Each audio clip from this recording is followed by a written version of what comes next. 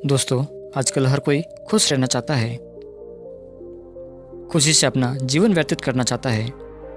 और खुशी एक ऐसी चीज़ है जिसे हर कोई पाना चाहता है, इसे अपने सभी पास रखना चाहते हैं। कोई भी ये नहीं चाहता कि उसे दुखों का सामना करना पड़े, उसके जीवन में दुख उत्पन्न हो। लेकिन जीवन में हमेशा खुशियाँ ही मिले ये भी ज़रूरी नहीं है। आपने देखा होगा कि जिसके पास धन दौलत है, शानो शौकत है, वैभव है, वह भी किसी न किसी दुख को लेकर अवश्य ही चिंतित है। उसके जीवन में भी विपरीत परिस्थितियाँ अवश्य आती है, लेकिन वह अपनी विपरीत परिस्थितियों का सामना करने में सक्षम होता है। लेकिन हम में से अधिकांश लोगों के जीवन में जब भी कोई दुख उत्पन्न होता है तो हम अपने किस्मत को दोष देने लग जाते हैं। कहते हैं, हे भगवान, आपने मेरे साथ ऐसा क्यों किया? मेरे जीवन में ही इतना दुख क्यों है? जबकि ऐसा नहीं है। आज की ये जो कहानी मैं आपको सुनाने जा रहा हूँ, इस कहानी के माध्यम से आप ये जान सकेंगे कि आपको खुश रहने के लिए क्या करना चाहिए। इस कहानी में हम ऐसी 7 बातों के लिए बात करने वाले हैं जिससे आपको ये समझ में आ सकेगा कि आप कहाँ पर और कहाँ गलती कर रहे हैं, जिस कारण आपके जीवन में दुख उत्पन्न हो रहे हैं। बहुत समय पहले की बात है, किसी नगरी में एक युवक रहा करता था। वह युवक बहुत परेशान रहता था, वह चिंतित रहता था क्योंकि उसने अपने दुखों से छुटकारा चाहिए था। उसने बहुत हाथ पैर मारे, इधर उधर के प्रयास भी किए, कई तरीके भी अपनाए, लेकिन फिर भी न जाने क्यों वह अपने दुखों का पता ही नहीं लगा पा रहा था, जिस कारण परेशान रहता। और इन्हीं कारणोंवश उसके घर में भी झगड़े होने लगे थे। वह अपने घर वालों से, अपने सगे संबंधियों से, यहाँ तक कि अपने मित्रों से भी खफा रहता। उनसे हमेशा झगड़े किया करता। उसे अपनी समस्या का कोई समाधान नहीं मिल रहा था। वो बहुत दुखी हो चुका था, वो पूरी तरीके से टूट चुका था। एक दिन शाम का वक्त था। वो एक पेड़ के नीचे बैठकर अपने इन समस्याओं के बारे में सोच रहा था कि इनसे कैसे निकला जाए, इनका समाधान क्या है। और वो काफ़ी चिंतित भी लग रहा था। तभी उसने जोर से आवाज़ लगाई, हे ईश्वर, आपने मेरे साथ ऐसा क्यों किया? क्या मुझे खुश होने का कोई हक नहीं? क्या मैंने कोई ऐसा पाप किया था जिस कारण आपने मुझे मेरे जीवन में इतने दुख दिए हैं कि मैं इन दुखों से मुक्त ही नहीं हो पा रहा हूँ? मेरी तो किस्मत ही खराब है जो मैंने ऐसे परिवार में जन्म लिया जहाँ पर न तो ढंग से खाना है, ना अच्छा घर है, ना अच्छे कपड़े हैं। मुझे तो किसी अमीर घर में पैदा होना चाहिए था जहाँ पर हर सुख सुविधाएं होती है, दुखों का नामो निशान तक नहीं होता है। तभी वहाँ से एक बौद्ध भिक्षु गुजर रहे थे। उन्होंने उस युवक से कहा, बंते, क्या बात है? आखिर तुम इतने परेशान क्यों हो? कोई समस्या है? लेकिन वो व्यक्ति क्रोधित होकर उन बौद्ध भिक्षु से कहता है, आप कौन है और आपको मेरी समस्या से क्या मतलब? चले जाइए यहाँ से और मुझे मेरे हाल पर छोड़ दीजिए। तभी वो बौद्ध भिक्षु उस युवक से कहते हैं, बंते, तुम यहाँ पर कब से बैठे हो? क्या यहाँ पर तुमसे कोई तुम्हारा हाल जानने आया? क्या किसी ने भी तुमसे एक बार तुम्हारी समस्या के बारे में जानना चाहा? यदि तुम मुझे अपनी समस्या बताओगे तो मैं तुम्हारी मदद अवश्य कर सकता हूँ। यह सुन वो व्यक्ति उन बौद्ध भिक्षु से कहता है, हे महाराज, मैं बहुत दुखी हूँ। मेरे जीवन में केवल दुख ही दुख है। मैं हमेशा खुश रहना चाहता था।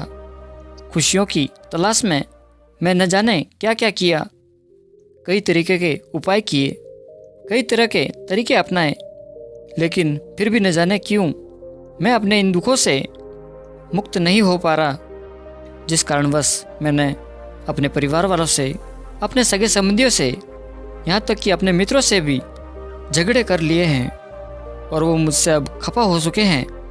नाराज़ हो चुके हैं, यहाँ तक कि वो मेरी शक्ल तक नहीं देखना चाहते। अब आप भी बताइए, मैं क्या करूं? मैं किस तरह से इन तकलीफ़ों से बाहर आऊं? मुझे तो कोई राह नज़र ही नहीं आ रही। तभी वो बौद्ध भिक्षु उस युवक से कहते हैं, भंते, जिस खुशियों की तलाश में तुम यहाँ वहाँ भटक रहे हो, वो खुशियाँ तो तुम्हारे भीतर ही है। बस तुम्हें उन्हें देखने की ज़रूरत है, उन्हें समझने की ज़रूरत है। आज जो 7 बातें मैं तुम्हें बताने जा रहा हूँ, यदि तुम इसे अपने जीवन में उतार लिया तो तुम्हें दुख सूह भी नहीं पाएंगे और तुम अपने जीवन को हमेशा खुशी और खुशहाल तौर पर जी सकोगे। उन बौद्ध भिक्षु की ये बात सुनकर वो युवक उन बौद्ध भिक्षु से कहता है, हे महाराज, बताइए वो कौन सी बातें हैं? मैं उनका अनुसरण अवश्य करूँगा और उन्हें अपने जीवन में अवश्य उतारूँगा। मैं आपको वचन देता हूँ। उस युवक की ये बात सुनकर वो बौद्ध भिक्षुक उस युवक से कहते हैं, कभी भी किसी से भी अपनी तुलना मत करो, क्योंकि हम में से अधिकांश लोग अपनी तुलना किसी न किसी से करते ज़रूर है। वो हमेशा यह सोचते हैं कि हमसे अच्छे तो वो है जिनके पास अच्छा घर है, अच्छे कपड़े हैं, खाने के लिए अच्छा खाना है, और तो और उनके पास बेशुमार धन दौलत भी है। उनका जीवन तो हमसे कहीं ज़्यादा अच्छा है। ये सोच सोच कर हम मन ही मन दुखी होते रहते हैं और इससे हमारे अंदर का आत्मविश्वास भी पूरी तरीक़े से टूट जाता है। लेकिन तुम दूसरी तरफ ये नहीं देखते कि कुछ ऐसे भी लोग हैं जिनके पास एक वक्त का खाने का इंतज़ाम भी नहीं हो पाता, जिनके पास अच्छे कपड़े तो दूर, उनके पास घर तक नहीं होता। लेकिन कम से कम तुम्हारे पास ये सब तो है। तुम्हारे पास 2 वक्त के खाने का खाना है, पीने के लिए साफ पानी है, अच्छे कपड़े हैं और तो और घर भी है। लेकिन उन लोगों के पास तो ऐसा कुछ भी नहीं है, लेकिन फिर भी वो अपने जीवन में खुश हैं, मस्त है, क्योंकि वो अपनी तुलना कभी किसी से नहीं करते, क्योंकि उन्हें पता है कि हर मनुष्य अलग है, हर मनुष्य की इच्छाएं अलग है, हर कोई एक जैसा नहीं है। हम सभी के पास पूरे दिन में केवल 24 घंटे होते हैं, लेकिन कोई इन 24 घंटों का सदुपयोग करता है तो कोई यहाँ पर उनका दुरुपयोग करता है। जो व्यक्ति समय का सदुपयोग करता है वो अपने जीवन में उन ऊंचाइयों को पा लेता है जिसकी उसके मन में इच्छाएं होती है, जिसकी वो कामना करता है। लेकिन वहीं पर दूसरी तरफ जो व्यक्ति इन 24 घंटों का दुरुपयोग करता है, वो चाहे कितने भी हाथ पैर क्यों न मार ले, वो कभी भी खुश नहीं रह पाता, वो कभी भी अपने लक्ष्यों को हासिल नहीं कर पाता। तो हमें इस समय का इस्तेमाल करना चाहिए, ना कि तुलना कर कर इसे नष्ट कर देना चाहिए। इसलिए अपनी तुलना करना बंद कर दो, क्योंकि बहुतों के पास तो वह भी नहीं है जो तुम्हारे पास है। अपने आप को कम समझना छोड़ दो और अपनी तुलना करना बंद कर दो, क्योंकि तुलना करना केवल तुम्हें दुख ही देगा और तुम कभी भी खुश नहीं रह पाओगे। आगे वो बौद्ध भिक्षु वो उस युवक को अगली बात बताते हुए कहते हैं कि छोटी छोटी बातों पर दुखी होना छोड़ दो, क्योंकि ये जीवन है और जीवन में सुख और दुख दोनों ही होते हैं। किसी को आज सुख मिला है तो उसको कल दुख भी अवश्य मिलेगा, और इसी प्रकार तुम्हें सुख भोगने में मज़ा आता है तो तुम्हें दुख भी अवश्य ही भोगना पड़ेगा। जिस प्रकार रात्रि के बाद सवेरा होता है, ठीक उसी प्रकार सुख के बाद दुख भी अवश्य आता है। लेकिन अक्सर ही लोग दुखों के साथ ज़्यादा दुखी हो जाते हैं और अपने सुख में खुशी के मारे झूम उठते हैं, नाचने गाने लगते हैं, जबकि मनुष्य को हर परिस्थिति में एक जैसा ही रहना चाहिए, न तो बहुत ज़्यादा खुश न ही बहुत ज़्यादा दुखी। लेकिन अगर आप नकारात्मक लोगों के साथ रहते हैं तो आपको दुखी होने से कोई नहीं बचा सकता, क्योंकि ऐसे लोगों को अपना दुखड़ा रोने में बहुत आनंद आता है। ऐसे लोगों को दूसरों की सहानुभूति लेने में बड़ा आनंद मिलता है। आपने तो ये सुना ही होगा कि कभी भी कोई व्यक्ति ये कह रहा हो कि मेरे साथ ऐसा हो गया, मेरे साथ वैसा हो गया, लेकिन फिर भी मैंने हार नहीं मानी। यदि आप ऐसे लोगों के साथ रहते हैं तो ये आपको केवल दुख ही देंगे और आपके दुख को और बढ़ाएंगे भी। और यदि आप अपने दुख को लेकर उनके पास जाते हैं तो ऐसे लोग आपके दुख को कम करने की बजाय बल्कि और खुश होंगे, उसका मजाक बनाएंगे, जिस कारण आपके अंदर तनाव उत्पन्न होगा और आप और भी ज़्यादा दुखी होने लगेंगे। इसलिए इन लोगों के साथ रहने से अच्छा है कि आप सकारात्मक लोगों के साथ रहें, जिनकी सोच सकारात्मक हो, क्योंकि अगर आप उनके साथ रहेंगे तो आप हमेशा खुश रह पाएंगे, क्योंकि ऐसे लोग किसी भी परिस्थिति में खुश रहना जानते हैं, किसी भी परिस्थिति में अच्छे विचार रखना जानते हैं। यदि तुम उनके सामने अपना दुख रखोगे तो वो तुम्हारे दुख को अवश्य ही कम कर देंगे, क्योंकि वो आपको हर परिस्थिति से निकालने में सक्षम है। इसलिए सकारात्मक लोगों के साथ में रहें, उनकी सोच अपनाएं, उनके विचार अपनाएं, क्योंकि ये जीवन एक ही बार मिलता है, तो भला दुखी रहकर इस जीवन को क्यों जीना। और जब आप सकारात्मक लोगों के साथ रहोगे तब आप खुशी का असली अनुभव भी कर पाएंगे। आगे वो बौद्ध भिक्षु उस युवक को तीसरी बात बताते हुए कहते हैं कि अपने परिवार के साथ समय बिताना सीखो। हमें से अधिकांश लोग ये सोचते हैं ये तो हमारा ही परिवार है, इनके साथ तो हम हमेशा ही रहते हैं, हमें फिर इन्हें समय क्यों देना। और अक्सर ही लोग अपने ही परिवार के लोगों से नाराज़ हो जाते हैं, किसी न किसी बात को मन में रख कर उनसे दुखी रहते हैं और उनसे बात तक नहीं करते। वो ये सोचते हैं कि आखिर इन्होंने मुझसे ऐसा क्यों कहा। इस बात को लेकर वो अंदर ही अंदर दुखी रहते हैं। जब हम अपने मन में कोई बात रख लेते हैं तो वो बात हमें हमेशा केवल दुख ही देती है, लेकिन हम ये भूल जाते हैं कि हमारी खुशियाँ भी हमारे परिवार के साथ ही जुड़ी हुई है। अगर हमारे परिवार के सदस्य ने हमसे कुछ कह भी दिया तो उसकी बातों को ध्यानपूर्वक सुनो। तो अगर वो तुम्हें बुरी लगती है तो तुम उस बात को तुरंत ही कह दो, क्योंकि तुम उस बात को मन में रखोगे तो तुम्हें दुख देगी।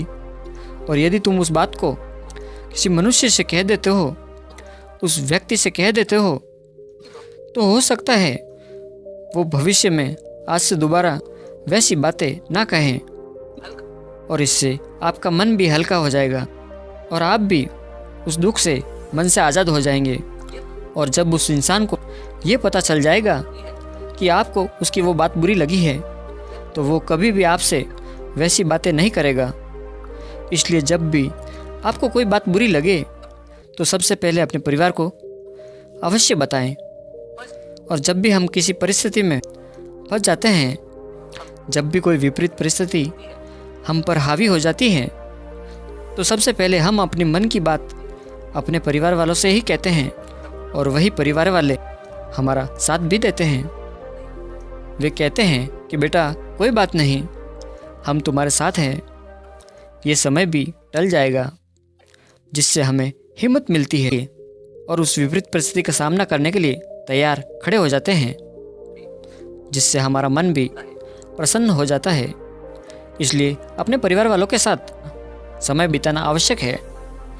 उनसे अपनी परेशानी बताइए, उनसे उनकी परेशानी पूछिए, जिससे आपके बीच में एक अच्छा संबंध पैदा होगा और वही संबंध आपके और आपके परिवार के बीच में खुशियाँ पैदा करेगा। क्योंकि आप माने या न माने, हमारा परिवार ही हमारी खुशियों का सागर होता है। लेकिन हम न जाने क्यों इन खुशियों को बाहर ढूंढते रहते हैं और वो खुशियाँ हमें कभी भी नहीं मिलती है, जिस कारण हम हमेशा दुखी रहते हैं कि हम खुश नहीं हैं, कि हमें हमेशा दुखी क्यों मिलता है। इसलिए अपने परिवार के साथ समय बिताएं, उनके साथ घूमने जाएं, एक साथ बैठकर खाना खाएं, जिससे हमारे बीच खुशियाँ बढ़ती है और हमारे बीच एक अच्छा संबंध भी पैदा होता है। इसलिए सदैव अपने परिवार के साथ समय अवश्य बिताएं। आगे वो बौद्ध भिक्षु उस युवक को अगली बात बताते हुए कहते हैं कि अपने आप को किसी न किसी काम में हमेशा व्यस्त रखो, जिससे तुम्हें दुखी होने का समय कभी नहीं मिल पाएगा। और इसके लिए तुम्हें अपने जीवन में कोई लक्ष्य निर्धारित करना होगा और उस लक्ष्य को प्राप्त करने के लिए पूरी तत्परता के साथ, लगन और मेहनत के साथ उसे पाने का प्रयास करते रहना होगा। जब तक कि तुम उस लक्ष्य को प्राप्त ना कर लो, तब तक तुम्हें उसका पीछा कभी नहीं छोड़ना है। लेकिन अधिकांश लोग ये करते हैं कि मुझे तो कुछ बड़ा पाना है, कुछ बड़ा करना है, लेकिन इसके लिए वो मेहनत नहीं करना चाहते हैं, ना तो उसके लिए कोई कोशिश करना चाहते हैं। वो उसके लिए बस एक बार ही प्रयास करते रहते हैं। तो अगर उसमें उसको सफलता मिल गई तब तो ठीक है, अन्यथा वो उस कार्य को बीच में ही छोड़ देते हैं और किसी और कार्य को करने के लिए पीछे भागना शुरू कर देते हैं। लेकिन वो ये भूल जाते हैं कि जब उन्होंने पहला कार्य शुरू किया था तो उसे उन्हें शून्य से शुरू करना पड़ा था, और ठीक उसी प्रकार जब किसी और कार्य को करेंगे तो उसे भी उन्हें शून्य से ही शुरू करना होगा, जिसमें उनका पूरा समय चला जाएगा। और इसी प्रक्रिया को वो हमेशा ही दोहराते रहते हैं, जिस कारण वो अपने जीवन में कभी सफल नहीं हो पाते। और फिर वो रोते हैं कि हमने वो प्रयास तो बहुत किया था, लेकिन हम सफल नहीं हो पाए, कि हमने मेहनत तो बहुत की थी, लेकिन हमारी किस्मत ही खराब थी। लेकिन वो अपनी गलती पर कभी भी ध्यान नहीं देते। जब हम एक कार्य को छोड़कर भागकर दूसरे कार्य में लग जाओगे और इसी कार्य को बार बार दोहराते रहोगे, तो भला आप कैसे सफल हो सकते हो? जबकि आपको एक कार्य पर डटे रहना चाहिए। लेकिन अधिकांश लोग जब एक लक्ष्य को प्राप्त नहीं कर पाते तो वो दूसरे लक्ष्य को पाने को प्रयास करने लग जाते हैं, और वह इसी तरह अपने जीवन भर यहाँ से वहाँ भागते ही रहते हैं। जबकि हमें ऐसा नहीं करना चाहिए। हमें ये देखना चाहिए कि आखिर जो लक्ष्य हम प्राप्त करना चाहते हैं उस राह में हमने क्या गलतियाँ की, क्योंकि ये अनुभव ही आपको आपके लक्ष्य तक पहुंचाने में आपकी मदद करेगा, और आप दूसरी बात उन गलतियों को कभी नहीं दोहराएंगे। लेकिन अधिकांश लोग तो केवल एक बार ही प्रयास करते हैं, और जब वो असफल हो जाते हैं तो वो मेहनत करना बंद कर देते हैं। लेकिन वो कभी भी इन गलतियों की तरफ ध्यान नहीं देते, वो कभी भी उन अनुभवों की तरफ ध्यान नहीं देते। लेकिन आप किसी एक लक्ष्य पर पूरी तरह से तत्पर होकर मेहनत और लगन के साथ कार्य करते हैं, अपनी गलतियों से सीखते हैं, तो आप अवश्य ही लक्ष्य को प्राप्त करेंगे। इसलिए अपने जीवन में एक लक्ष्य अवश्य बनाएं और उसके प्रति पूरी तरह तत्परता के साथ कर्तव्यनिष्ठ रहें। उसके बाद आप खुद देख पाएंगे कि किस तरह अपने लक्ष्य की ओर तेज गति से बढ़ते चले जाएंगे, और आपको कभी भी दुखी होने का समय तक नहीं मिलेगा। आगे वो बौद्ध भिक्षुक उस युवक से कहते हैं कि कभी किसी पर निर्भर मत रहो, हमें अपने कार्य को स्वयं ही करना चाहिए। लेकिन हम में से अधिकांश लोग यही गलती कर बैठते हैं कि वो अपने कार्य को किसी और को सौंपकर खुश होते रहते हैं कि वो व्यक्ति हमारा कार्य अवश्य करेगा। लेकिन वो ये भूल जाते हैं कि कहीं उस व्यक्ति के पास समय है या नहीं है, क्या वो व्यक्ति हमारा कार्य करेगा या नहीं करेगा। इन चिंता में भी उनका मन डूबता रहता है, जिसके कारण न तो ये कार्य पूरा कर पाते हैं और ना ही वो दूसरा कार्य जिसके लिए उन्होंने उस कार्य को छोड़ा था। और जब आखिर में जब वो कार्य पूरा नहीं होता तो उन्हें बड़ा दुख होता है कि जिस व्यक्ति को हमने ये कार्य सौंपा था उसने उस कार्य को पूरा नहीं किया। मान लीजिए कि आपने किसी व्यक्ति को अपना एक काम सौंपा है और उसके पास समय ही नहीं है, तो वो आपके उस कार्य को कैसे पूरा कर सकता है। और हम में से अधिकांश लोग ही दूसरों पर ही निर्भर होते हैं। वो अपने किसी भी कार्य को दूसरों को सौंपकर खुश हो जाते हैं कि वो व्यक्ति हमारा काम अवश्य कर देगा। लेकिन यदि वो व्यक्ति इस कार्य को करने से मना कर देता है तो हमें बहुत दुख होता है। तो हमें मन में तकलीफ उत्पन्न होती है कि हमारे उस व्यक्ति ने कार्य करने में मना कर दिया।